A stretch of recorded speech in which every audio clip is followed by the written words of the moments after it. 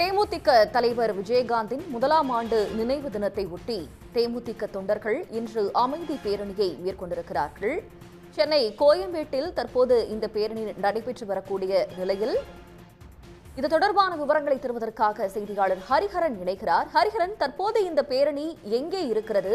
இன்னும் எவ்வளவு நேரத்திற்குள்ளாக பேரணி முடிவடைய வாய்ப்பிருக்கிறது? அதே போல எந்த கட்சியை சேர்ந்தவர்கள் எல்லாம் இந்த பேரணியில் கலந்து கொண்டிருக்கிறார்கள்? விவரங்கள். தலைவரும் நடிகருமான விஜயகாந்தின் முதலாம் ஆண்டு நினைவு தினம் இன்று அனுசரிக்கப்படுகின்றது. இதற்காக சென்னை கோயம்பேட்டில் இருக்கக்கூடிய தேமுதிக அலுவலகத்தில் இருக்கக்கூடிய அவரது நினைவிடத்தில் ஏராளமான ஏற்பாடுகள் செய்யப்பட்டிருக்கு.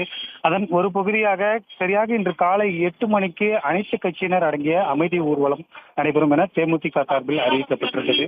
ஆனால் காவல்துறையின் தரப்பில் பல்வேறு காரணங்கள் மற்றும் போக்குவரத்து காரணங்களை கருத்தில் கொண்டு இந்த பேரணிக்கு தடை விதிக்கப்பட்டிருந்தது, அனுமதி மறுக்கப்பட்டிருந்தது. இந்த சூழல்ல பல்வேறு கட்ட பேச்சுவார்த்தையில் காவல்துறையினர் தேமுதிக நிர்வாகிகளோடு ஈடுபட்டிருந்த நிலையில அதற்கு பலன் கொடுக்காத நிலையில தேமுதிகவினர் தற்போது தடையை மீறி இந்த பேரணியில் ஈடுபட்டு வருகிறார்கள். குறிப்பாக இந்த பேரணியை பொறுத்த வரைக்கும் அனைத்து கட்சியினரும் பங்கேற்பார்கள் என சொல்லப்பட்டிருக்கக்கூடிய நிலையில அதற்கான அழைப்புகள் அனைத்து கட்சியினருக்கும் அழைப்பு விடுக்கப்பட்டிருந்தது. எனினும் காவல்துறையினர் அனுமதி மறுக்கப்பட்டிருந்த நிலையில இந்த பேரணியில் தற்போது தேமுதிகவினர் மட்டுமே பங்கேற்றிருக்காங்க. குறிப்பாக தேமுதிக பொதுச் செயலாளர் பிரேமலதா விஜயகாந்த் தலைமையில இந்த பேரணி நடைபெற்று வருகின்றது. காவல்துறையினர் பேச்சுவார்த்தை பலனளிக்காத ஒரு சூழல்ல அதன் பிறகு அவர்கள் தடையை மீறி இந்த பேரணியில் ஈடுபட்டு வருகின்றார்கள். இதற்காக கோயம்பேடு இருக்கக்கூடிய அந்த 100 அடி சாலையில் போக்குவரத்து நெரிசலும் ஏற்பட்டிருக்கு.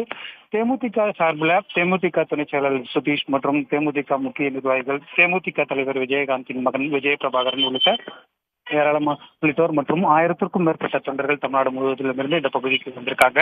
இந்த பேரணி இங்க கோயம்பேட்டில் இருக்கக்கூடிய மாநில தலைமை தேர்தல் அலுவலகத்திலிருந்து தேமுதிக தலைமை அலுவலகத்தில் இருக்கக்கூடிய விஜயகாந்த் நினைவிடம் வரை செல்லும் என தெரிவிக்கப்பட்டிருந்தது. சரியாக 8:40 மணிக்கு தொடங்கிய இந்த பேரணி தற்பொழுது தேமுதிக அலுவலகத்தை நெருங்கி கொண்டிருக்கிறது.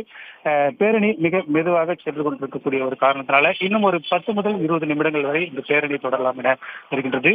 இந்த பேரணி முடிந்த பிறகு பல்வேறு ஏற்பாடுகள் தேமுதிக நினைவிடத்தில் செய்வதற்காக, விஜயகாந்த் நினைவிடத்தில் செய்வதற்காக ஏற்பாடு செய்யப்பட்டிருக்கு. அதனைத் தொடர்ந்து பல்வேறு அரசியல் கட்சி தலைவர்களும் திரைப்பிரபலங்களும் தேமுதிக தலைவர் விஜயகாந்த் நினைவிடத்தில் அவருக்கு மரியாதை செலுத்துவார் என எதிர்பார்க்கப்படுகின்றது. உங்களுடைய விவரங்களுக்கு நன்றி ஹரிஹரன். கூடுதல் விவரங்களுக்கு இணைந்திருங்கள். உடனுக்குடன் செய்திகளை தெரிந்து கொள்ள சன் நியூஸ் பெல் ஐகானை கிளிக் பண்ணுங்க.